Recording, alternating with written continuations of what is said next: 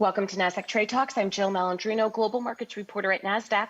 Joining me is Phil Mackintosh, chief economist at Nasdaq, for an update on the latest COVID-19 news, the U.S. and global economies, and how investors are reacting as we make our way back to a new normal. And Phil, it's really interesting to look how the stock market assesses health versus employment and spending. We're starting to see how it's playing out in the data.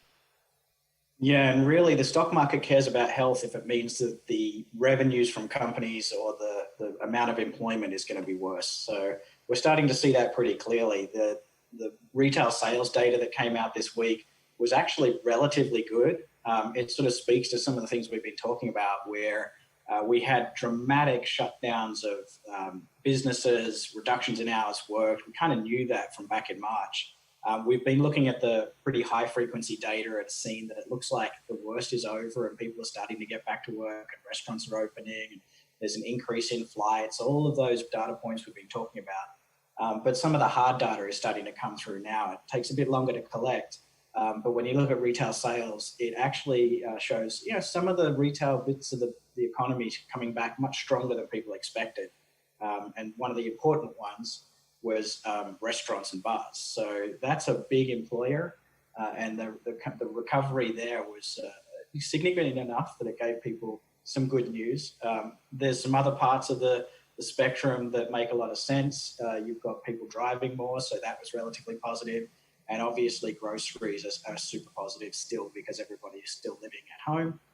And online retail was positive because everyone's ordering online. So you can still see the dispersion across sectors based on the new normal and how we're all changing our consumption habits.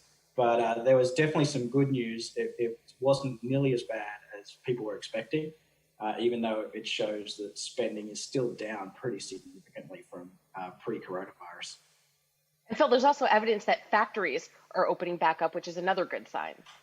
That's right. The PMIs have been showing that, but now we've got the industrial production data through, and it shows not a massive spike. It's not like retail where we saw quite a lot of businesses seeing a decent sized recovery or retracement back to normal levels. But it seems to prove that factories are starting to reopen and that the worst is over. So the 2 months there that we've seen of negatives, big drawdowns in industrial production has stopped. And a lot of the leading indicators show that that's going to get slowly better over time. But the fact that it stopped is great because that means that companies can start to see cash flows again. That means they can start to recall workers and the workers will see cash flows again, provided we don't get another outbreak, which we're obviously watching on the other side. This is good for the economy.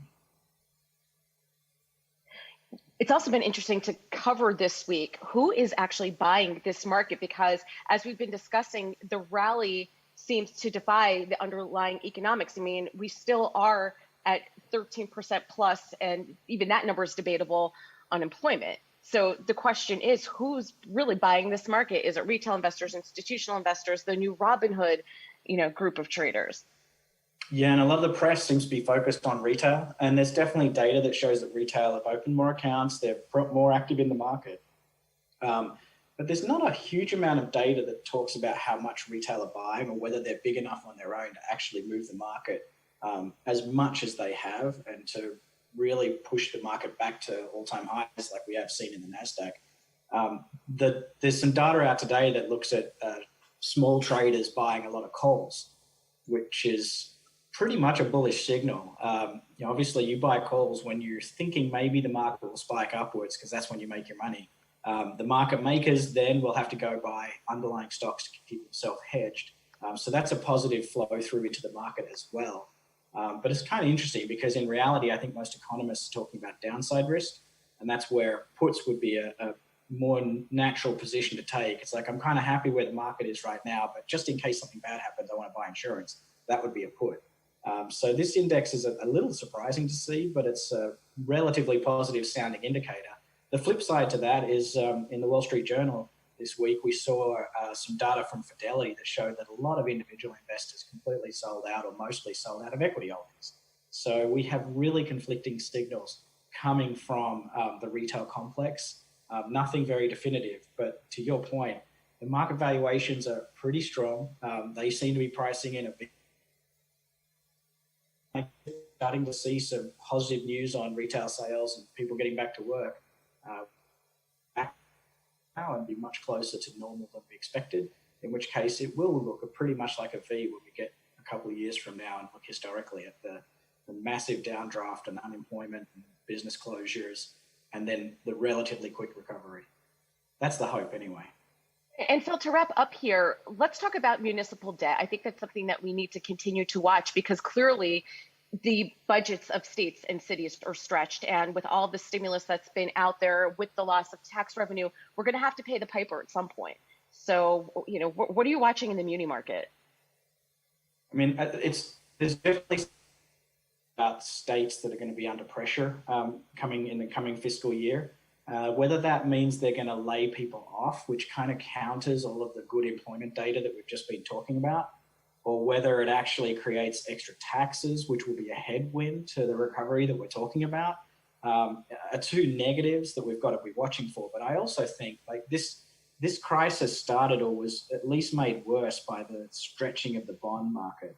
We saw a lot of stress even in treasuries as people dashed for cash. See in the middle of a recovery is another credit crisis in the muni debt market where the debt itself and the valuation of the debt and the repayment of the debt becomes doubtful. So we're watching for that. There's discussion on the Hill to potentially help the states out.